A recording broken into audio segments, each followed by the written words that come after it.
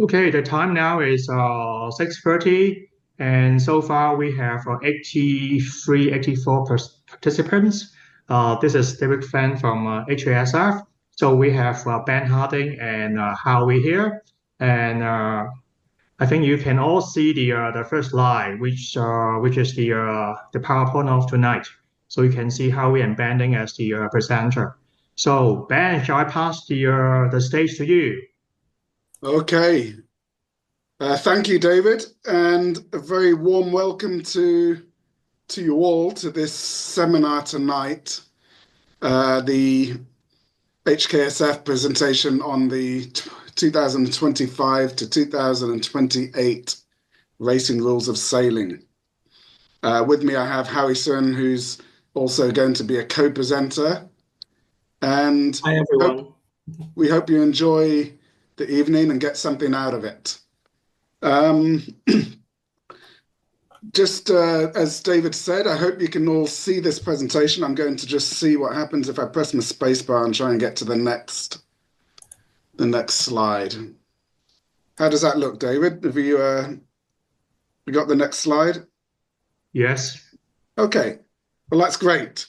So let's go back to that one then. As you can see, the aim is to try and get this done within an hour, give or take a few minutes either side. There's a QR code there, which I'll explain in a moment, but as it says, the QR code will link to the latest racing rules of sailing, I think, on the World Sailing website. If any of you want to follow along with your world racing rules on that, on your phone or whatever, you can QR code that now and have a look. That QR code will stay up for a few minutes. Let's move on here. Our aims tonight are to introduce Hong Kong sailors to the new rules. Our aim, that's the only aim. Who are we useful for? Well, we're useful to all sailors. We're not going to be looking at the appendices. We're not looking at the special rules for match racing or team racing. We're going to stick to the main part of the rule book. So to try and make it available to most people here.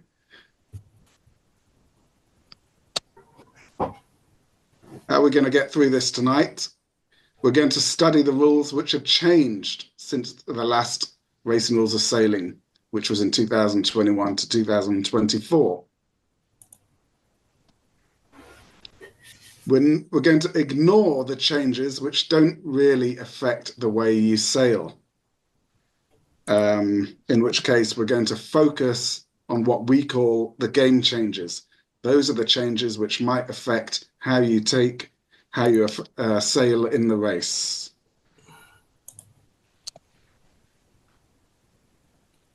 Throughout this presentation, you're going to see red, which we use to emphasize the new rules or to highlight comparisons between the old and the new rules. And I'll just say that we're not going to be pausing. This is not a rules session as to teach people all the basic rules from zero to the end. We're actually only really going to focus on the change of rules in the 2025 to 2028 edition. So let's keep going with that. One more thing here. Because we've got quite a lot to get through in an hour, we're not going to stop for too many questions along the way. We're going to try and get through this session. If you have a question, use the Zoom chat feature or remember it until the end. And if we have any time at the end, we'll try and address them. So let's try and get through what we've got and address the questions at the end. I think that's the fairest for most people. Lastly, before we get on with this, the disclaimer. The content which we're presenting tonight is really our interpretation. The rules haven't even come into effect. So we haven't got official case books. We haven't got the official corrections out yet. What we're going to give you tonight is our interpretation of what we've seen of the new rules. What we tell you might be wrong. They might change. We're sorry for that. We can't really help that. That's the way it works. In fact, I can tell you that some of the changes have already been made. Some corrections have already been made since the July edition from World Sailing. So there may be some changes tonight in your own. Some of you might have the 2025 rule book already. There might be some small changes here and there, even in tonight's presentation. But we'll do our best. Okay, I hope with that in mind, we can just get going. Some background. Why do we have new rules? Well, the racing rules of sailing are updated by World Sailing every 4 years. They're updated after the Olympics. So they coincide with the Olympic sailing. I think what they don't want is the Olympic sailors to have to worry about sailing with new rules. So they use the Olympic year, and after the Olympics are finished, that's when they make the changes for the next 4 years. We had the Olympics this year, and so this year is also the new rules year. Why do we have them? Well, they fix minor errors, typos, and spelling mistakes in the rule books. They keep up with technology. There may be new sail materials out. There may be new boats coming out. So the rules need changing as the technology changes. The updates keep up with racing trends, and they close any loopholes. For every rule that's written, there's probably some sailor out there trying to find a way to use the rules to his advantage or her advantage. And sometimes those weren't intended by the rule makers, and there's a loophole. So the rule makers in the next 4 years, they want to try and close that loophole. And overall, the updates really are there just to try and improve the sport for everyone, try and improve the sport for the sailors, to try and improve the sport for the competitors as well. The 2025 rules come effective on the 1st of January 2025. So just to remind you guys, if you're sailing in 2024, you're sailing under the old rules. What we say tonight doesn't come effective until next year. It always catches a few people out. For those of you who are following or who have got the rule book open, either on a PDF or the real rule book, the new one, you'll find that the changes are depicted by this revision bar in the right-hand corner of each page where there's a change. So that little bar there will tell you that that rule has been changed since the last edition.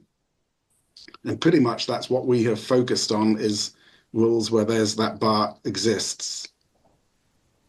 The QR code is the same QR code from the front page. If anyone wants to, as I say, follow along using reading the rule 2025 rules in their book, probably this is about your last chance to scan the QR code.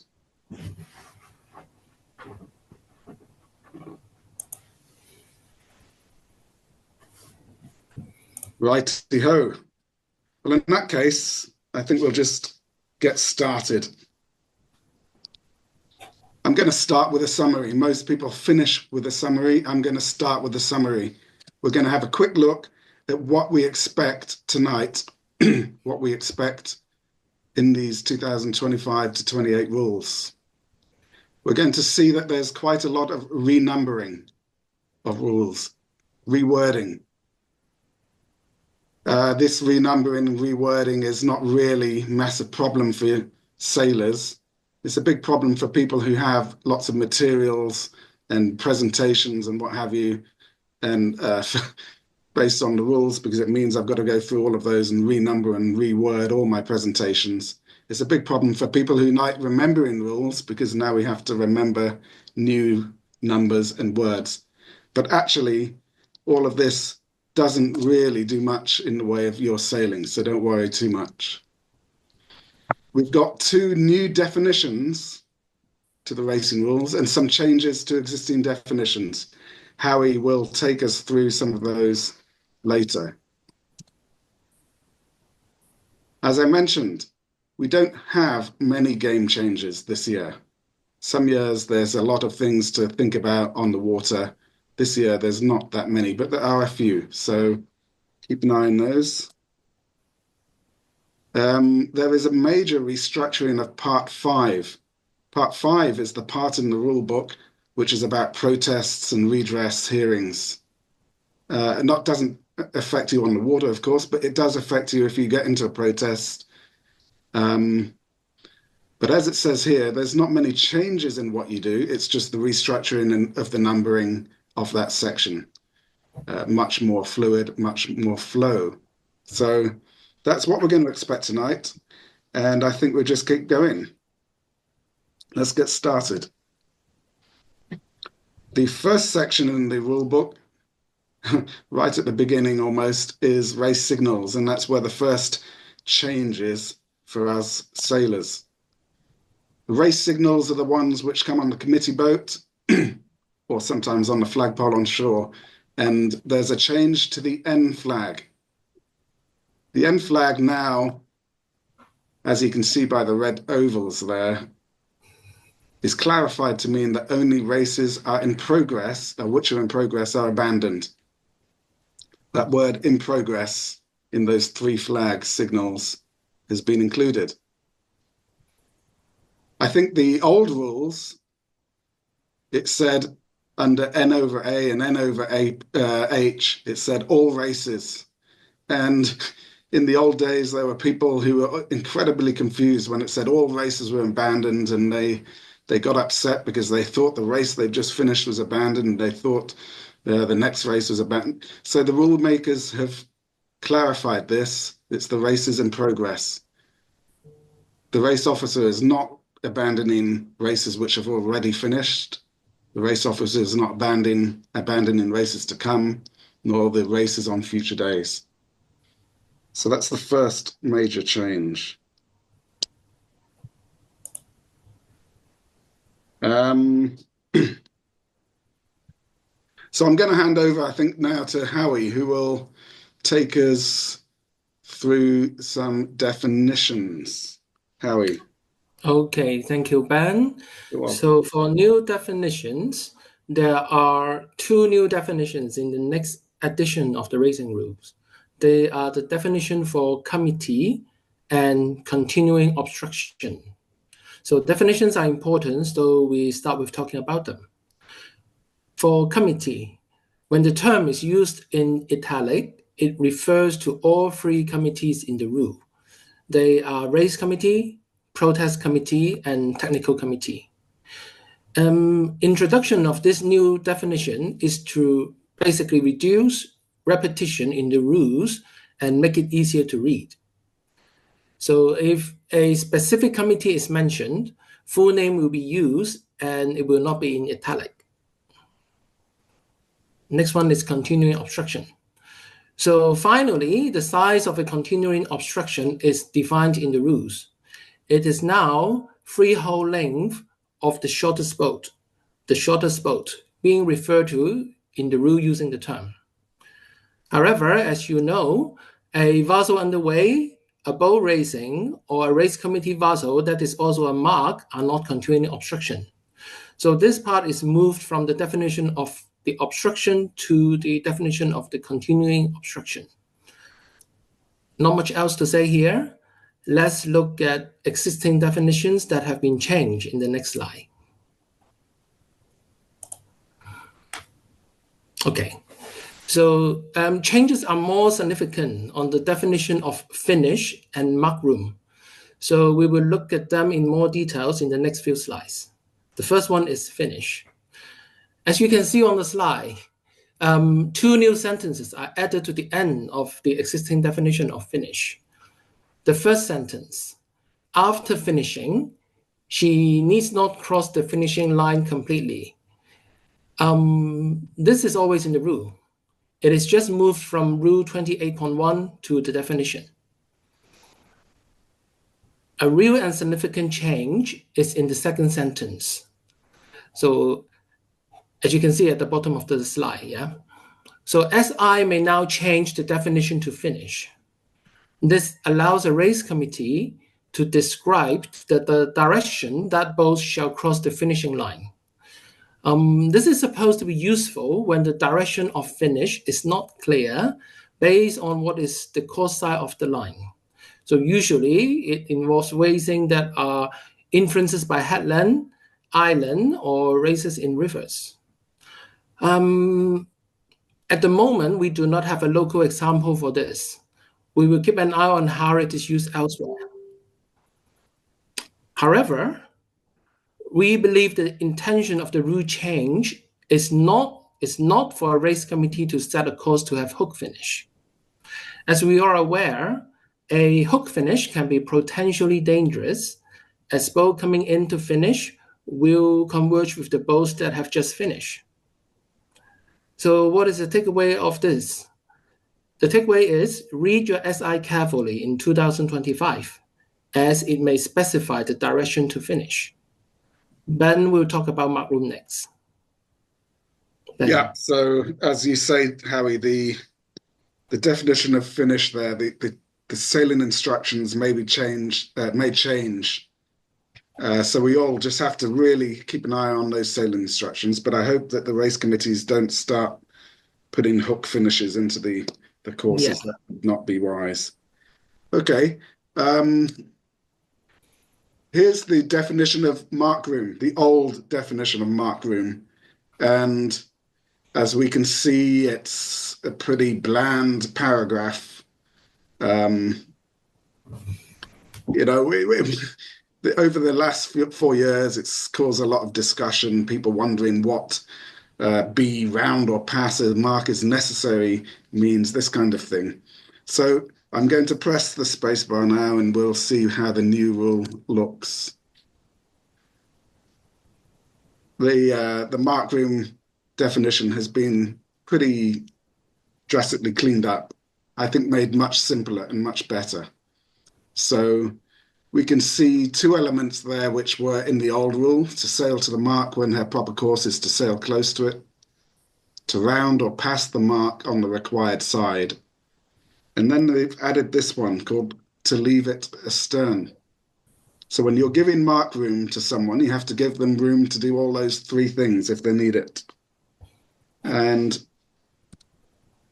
the most significant part of this is the fact that we now have a definite moment when a boat's right to mark room ends. If I go back to the old rule, they had that word as necessary, and that caused a lot of problems. People really didn't know what was necessary, and therefore when should they stop giving mark room. Well, now we have the term to leave it astern, which tells us when we can stop giving mark room. Let me show you an example here. Here's a commonly confused situation over the last 4 years and previously. The yellow boat has entered the zone inside overlap of the blue boat. And in the old rules, the yellow boat, if he wanted to go around and jibe set, people weren't sure whether the yellow boat had mark room to do that. I think the new rules make it quite clear now that while yellow is jibing in position 3, she hasn't left the mark astern, she's still rounding the mark, and I think blue should have given her mark room to do that. The contact between the two is probably a case of blue failing to give mark room. At the end of the animation, you'll see that yellow's stern is clear of the mark, and I think that's when, if it ever came up, that's when the end of mark room for yellow would occur. But at least we know now clearly that yellow can make that jibe. Once again, I stress there's a lot of discussion on this rule already. So who knows whether the rule makers are going to have to come up with a casebook case to clarify what I've just said. But I think that's pretty much what they mean. All right. Anything to add on this one, Howie? Do we have a diagram? Oh, yeah, I think we have one more. Here we go. Yeah, one more to show them what they should do. So in answer to, thanks, mate. In answer to what we just talked about, the yellow boat decides she's going to jibe. She stays with the mark not clear astern. She hasn't left it astern yet, so she's entitled to the mark room. So in this diagram, blue correctly gives her the space she needs to make that turn. Blue has complied with the new rules of mark room. So that's pretty good. I quite like the new way they've written that. Alrighty, let's go on to the next one. I think over to you, Harry, just to tidy up those definitions then. Right. Okay. So a quick summary for the two that we have talked about. For finish, the SI may change the direction in which boats are required to cross the finishing line. For mark room includes room for a boat to leave the mark astern. So how about the rest? There are also changes in the definition of obstruction and proper course when the new rules first came out. However, World Sailing issued a document on changes and correction a few days ago, and these definitions were reverted to what they were previously with only slight textual changes. So we're not going to talk about them. For the term rule, it now specified that basic principles of sportsmanship and environmental responsibility is excluded from the rules, but these principles shall not be changed anyway. So they are not rules, but they are there and they cannot be changed. So for sail the course, the term now includes start and finish in addition to the old string rule. So Rule 28.1 is pretty simplified now. There are only 6 words. A boat shall sail the course. There are other textual changes and renumbering in other definitions. They are conflict of interest, parties, and protests. We're not going to spend time on this. We will look at changes in Part 2 rules in the next section. Okay. So for Part 2 rules, the first one we're going to talk about is Rule 14, avoiding contact. So you can see it on this slide, and I'm not going to read it. But as you can see, it's a very wordy paragraph. Let's look at what the new rules looks like. Okay, good. So all the contents are still there, but it has been rearranged and the language tidied up. It is much easier to read now. So if reasonably possible, start with if reasonably possible. So a boat shall A, avoid contact with another boat. So these are existing ones. 14B and 14C are new. So it says, shall not cause contact between boats and shall not cause contact between a boat and an object that should be avoided. So it means the new rule requires us to sail with more awareness of the effect of our actions. So let's look at an example on the next slide.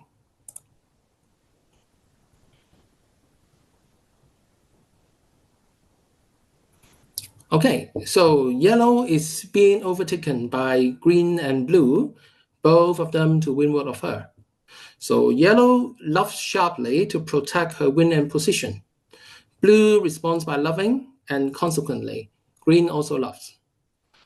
As you can see, although there is no contact between blue and yellow, there is contact between blue and green. In this case, yellow does not break Rule 14A, as there is no contact between her and blue. However, yellow breaks Rule 14B, since she caused the contact between blue and green. I'm sure you can also see that in this version of the rules, additional emphasis has been placed on avoiding contact. So the takeaway is, the new rule requires us to sail with more responsibility, not only to avoid contact ourselves, but also avoid causing contact of other boats and objects. That's it for Rule 14. Let's look at 17 next. Just before we go on to 17, I'll add in there that there's a lot of discussion on this new rule. And there's a lot of people wondering how this is going to work at marks, how this is going to work at the start, and all of this kind of thing. So it's one to keep an eye out on. But as Howie says, I think what the rule makers are trying to do is just create a bigger responsibility, a bigger feeling of responsibility to avoid boats getting into crashes. So even though you might not be in the crash, don't go ahead and cause a crash between two other boats. That's what they're saying. It's going to be interesting to see how this works in the next few months. Okay. Here we go. Thank you. Rule 17. Okay, so just a quick refresh, yeah. The definition of the proper course is that a boat is a course that a boat shall choose in order to sail the course as quickly as possible in the absence of the other boats. And Rule 17 also says if a boat clear stern becomes overlapped to leeward of a boat on the same tack, she shall not sail above her proper course. So what is the change? The last sentence is deleted in the new rules. It means that under the new rule, as soon as the overlap begins, you shall not luff, even if the boat is still tacking above you. So what is the result? This gives the tacking boat a bit more protection, as the leeward boat is limited of what she can do a little bit earlier. Again, the intention of the rule change is to reduce the risk of contact. So let's look at the two diagrams for illustration in the next two slides. Okay, so bull on port cross in front of yellow on starboard and tack above her. Yellow luffed above close haul, her proper course, and hold her course while blue was still tacking to prevent blue from completing her tack. So in the old rules, it was okay for yellow to do this. Blue was required by 13 to keep gear. So this is a commonly used tactics in moves in team racing or aggressive one design racing. However, under the new rules, yellow breaks rule 17, since the last sentence of 17 is deleted, and she must not sail above her proper course. For those of you that are interested in match racing, it's always allowed it, as 17 is deleted in Appendix C. So let's look at what you should do under the new rule in the next slide. Okay. So as you can see, yellow complies with the new rules by turning down to sail her proper course as soon as the overlap begins. So in short, you shall not luff a boat that is tacking above you. You simply continue to sail your proper course. Okay, easy. We can look at Rule 18 next.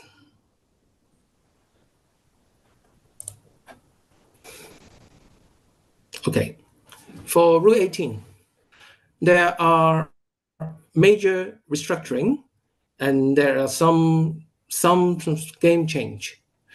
We quite like this revision because the rule has a better flow now and is easier to read. There are changes in 18.2a and 18.3, which will affect your sailing, and we will talk about them next. 18.1, the rest of 18.2 and 18.4 are just renumbered with small changes, no change in content. Let's look at 18.2a first. Okay, so 18.2a is the old 18.2b with some revision. This is good, as the change is good, because it covers the most common situation upfront. When the first two boats reach the zone, if they are overlapped, outside boat shall give inside boat mark room. We all know about this, and it's not changed. How about if they are not overlapped? Okay, if they are not overlapped. Okay, under the old rules, yeah. If a boat is clear ahead, when she, the first of them, reach the zone, the boat clear astern must give mark room. But hold on. When boats are not overlapped, the first boat to the zone is not always the one clear ahead, isn't it? Let's look at the diagram on the right. In the diagram, yellow is the first to the zone, but blue is clear ahead. So technically, both boats do not have mark room at the moment yellow reaches the zone under 018.2b. It is only after blue turns towards the mark and establish an outside overlap with yellow, then yellow entitles to mark room as an inside boat under the 018.2a. So guys, this is not what the rule makers intended the rule to be. Therefore, they have rewritten it in the new 18.2a. So what is the new rule? When the first of the two boats reaches the zone, if boats are not overlapped, the boat that has not reached the zone at that moment shall give the other boat mark room. So this means, under the new rule, yellow entitles to mark room as soon as she was the first to reach the zone and the boats are not overlapped.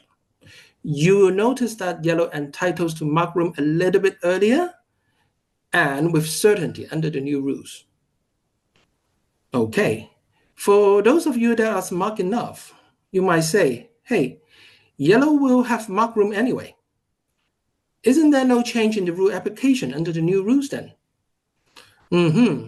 So this is not true. We just used the example on the right to explain the rule change. Let's look at a situation which the rule application is different under the new rule in the next slide. Okay. In this diagram, blue reaches the zone first, but yellow was clear ahead. Okay, so same as previous slide, no boat has marked room under old 18.2b at that moment. As yellow jibed, she established inside overlap and now is entitled to mark room under 018.2a. So under the old rules, yellow ends up with mark room. However, under the new rules, blue is entitled to mark room as soon as she is the first to reach the zone and they are not overlapped. So under the new rules, very simple, blue ends up with the mark room.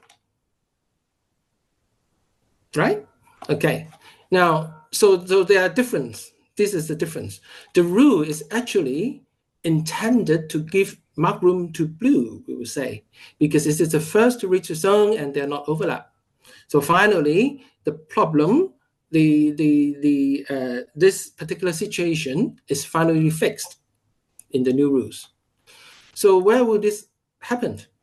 So you might see them in dinghy race when, let's say, Ilkers and 420 are sharing the same course with, let's say, 29ers and 49ers. So the blue might be the Ilkers and 420s, and the yellow might be the 29ers and 49ers. In cube racing, it's even more likely, right? So for example, let's say a small cube with symmetric spinnaker, such as a Ruffian or Impala, meet a fast asymmetric kite boat, such as a TP52 at the Leeward mark. Right, so the takeaway is, so starting 2025, when not overlapped, the boat not yet reached the zone must give mark room. Okay? Anything to add, Ben, before I go on to 18.3? No, I just want to take us back to the this diagram. We all grew up, didn't we, learning that the first to the zone gets mark room. That was what we got taught when we were kids. And I think from up until now, we've been teaching that. But showing that diagram is really good because it shows how that's not always the case. And in this particular situation, the first to the zone doesn't should get mark room, but it's not always the one that's ahead. That's the key. So as it says at the end here, when there's no overlap, instead of thinking who's clear ahead, who's clear astern, it's more to do with who's reached the zone or not reached the zone. Right. So I think we have a good improvement in the Rule 18 there. Do you want to go to Rule 18.3? Yeah, sure. Okay. Wow. It's a big paragraph, right? You can read it yourself. I'm not going to read it. So the old one, quite hard to read. So let's look at what the new one looks like. Okay. The first change is in the title. It's now called tackling the zone instead of passing head to wind. So it now looks similar to the title of Rule 13. And the title of Rule 18.4 has also been changed, and it's now called jibing in the zone, right? So it's a good tidy up. Well, what was it before? It was passing head to wind in the zone for 18.3. What about 18.4? Now it's now tackling in the zone. Yeah, 18.4. 18.4 is just jibing. Oh, okay. Yeah. So now it's jibing in the zone. Okay. In the zone, yeah. Yeah, it's just tidying up. Okay, so all the words are still there for 18.3. It's just organized a bit, okay? And the changes, now it handles the case if both boats tag, but then there is a slight game change if both boats tag. Okay, let's look at the two diagram in the next slide. Okay, so right, okay. For the diagram on the left, if yellow tag and blue is fetching the mark, then 18.2 doesn't apply. So yellow must follow 18.3A and B. That is, yellow shall not cause blue to sail above close haul to avoid contact, and she shall give mark room if blue becomes overlapped inside her. 18.3, yeah, okay. Still, we are on this diagram. Okay, so in this case, as you can see, as yellow tag and squeeze in, blue has to love to avoid yellow, but we think that she did not love above close haul, so yellow is okay in this case. We are familiar with this, and there's no change. The actual game change is in the diagram on the right, when both boats tag. So let's look at it first. Okay, so 18.2 is switched off by the first sentence of 18.3. As none of them is on starboard since entering the zone, so the rest of 18.3 also does not apply. So as a result, what is applied? So because none of them has mark room, then they have to go back to the basic right of way rules. Okay, so what is the takeaway? So the takeaway is be extra careful if you tag in the zone. You will not entitled to mark room and has to follow the basic right of way rules. So that means there are a lot of limitations. Ben, anything from you? No, I think as you said, the old rule of the left-hand diagram there was the same as it's always been. If someone's coming in on the starboard ley line and you tack, some people say to me, you can't tack in the zone, and I say, yes, you can. You just got to be careful. You've got to know the rules if you do it. And as you said, the yellow boat must not cause the blue boat to sail above close hauled, which she doesn't in that diagram. She causes the blue boat to sail exactly onto close hauled, but not above. And if the blue boat happened to get inside overlap, the yellow boat must give her mark room. So that's the same as it's always been, isn't it? Exactly. The key and the thing that wasn't handled before now is if both boats pass head to wind in the zone, tack in the zone, right, and they don't have any mark room rules to help them. So they would just use the old the normal basic rules, which is rule 11 for the blue boat, windward leeward. For the yellow boat, she's got to comply with rule 16.1, changing course. And both of them have to still apply, of course, with rule 14. So, yeah, it's a little bit of a change, but not that much. Excellent. Okay. Let's keep going here. Right. Okay. So the last one we talk about is 20.1. Okay. So this one is pretty straightforward. Inverted commas are added to the hell, room to tack. So it is now a proper hell under the rules, and you will need to use it to ask for room to tack. So no other words can be used. Okay. That's pretty straightforward, that one is. Yeah. I think it's how the rule is supposed to be, right? They somehow just missed to inverted commas. That's right. I was talking to someone not too long ago who said he heard a rumor that actually they'd meant this to be in the previous rules, but they'd sort of forgotten it or missed it or whatever. But I think they'd always intended in 20.1 that the room to tack have inverted commas, and they've only just got round to putting them in. As people would know, the only other inverted commas in the rule book, I think, are protest and UTAC. UTAC. So we now have three proper tacks, three proper hells, right? 3 hails where the words are required. Nothing else really. Yeah. So these are all the changes in Part 2 rules that we would like to talk about. And then Ben, are you going to talk about other rules? Yes, I shall take us through the other rules. So that's good. I mean, Rule 18 is the last sort of on the water rule of the changes. The other rules are quite important though, and the first one I'm going to talk about is Rule 40.2c, personal flotation device. In the old rules, only the Yankee flag, the Y flag, which is that yellow and red flag there, either on shore on the committee boat, the notice of race, or the SI could switch on the requirement for PFDs. That was the old rules. So what's the new change? The new rule change is that they've added in class rules. Some of you might think this is quite a minor thing. Well, there's a couple of things here. First of all, the the SI and the NOR can't change the class rules without a lot of hassle. So if it's in your class rules that you must wear PFD, you're going to have to wear PFDs now at all times, according to the class rules. The other key thing here is that even if Y flag is not flying, or if the NOR doesn't say it, or the SIs don't say it, if it's in the class rules, you still need to be wearing your PFD. So there's no more arguing that the Y flag wasn't flying, that's why you weren't wearing it.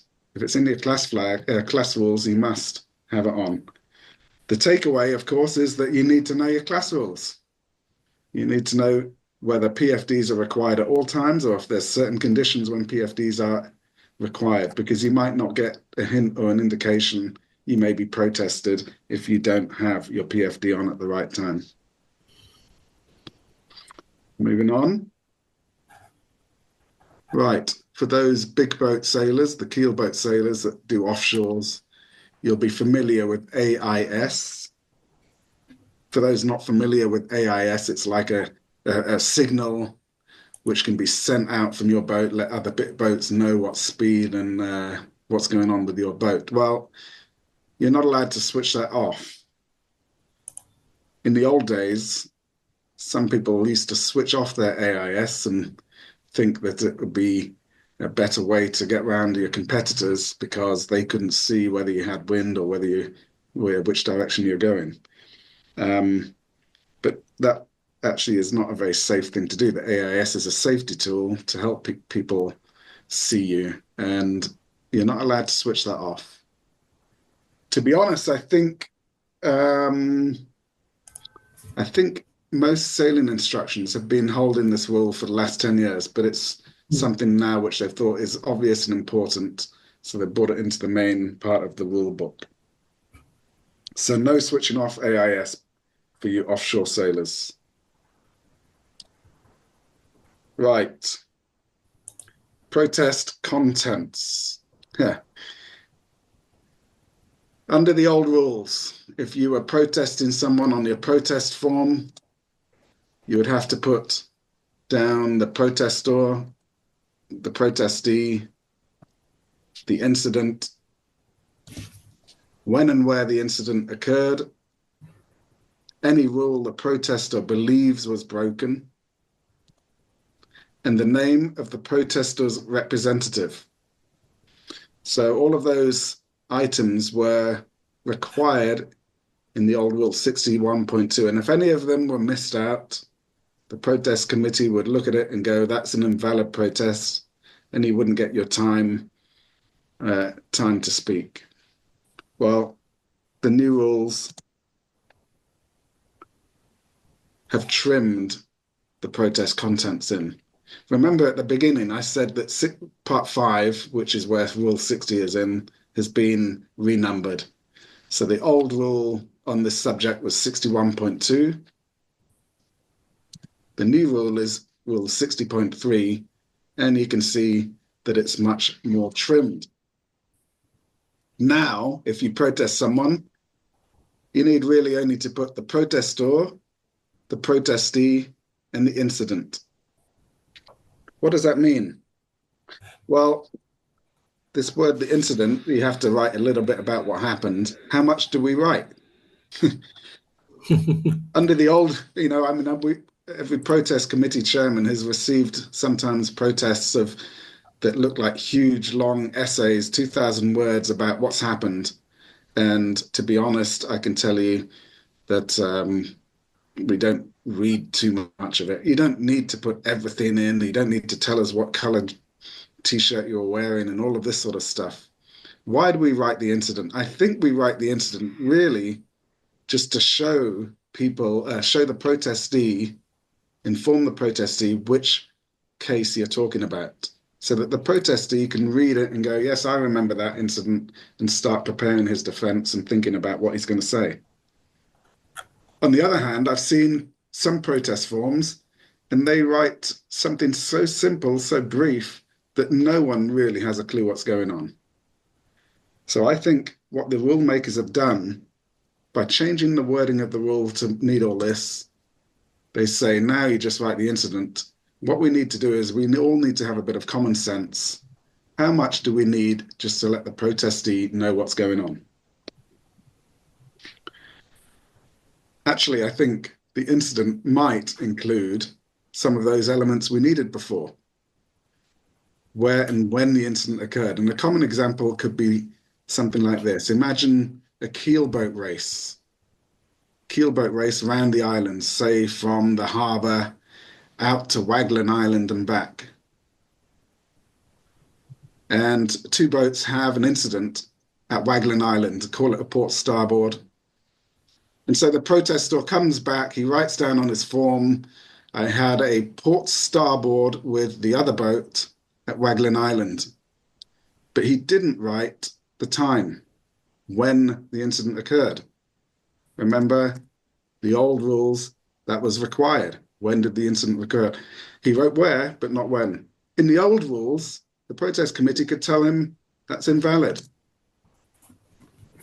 But I don't think he really needed to write when the incident occurred because, well, it was at Waglan Island. These boats only went round Waglan Island once in the race. It's sort of not necessarily something that needs to invalidate the hearing. On the other hand, if we're doing windward lewards, we go around the windward mark 3 times in the race. If we only put the windward mark, where did it happen, but we don't tell people it was the first leg or the second leg or around 3 o'clock, how can the boat remember possibly what rounding it was that the incident happened? So if you're doing a windward leeward race, you might need to put when the incident occurred. Similarly, the rule the protester believes is broken, sometimes you won't need that. Sometimes you could say, well, I had an incident with the other keelboat.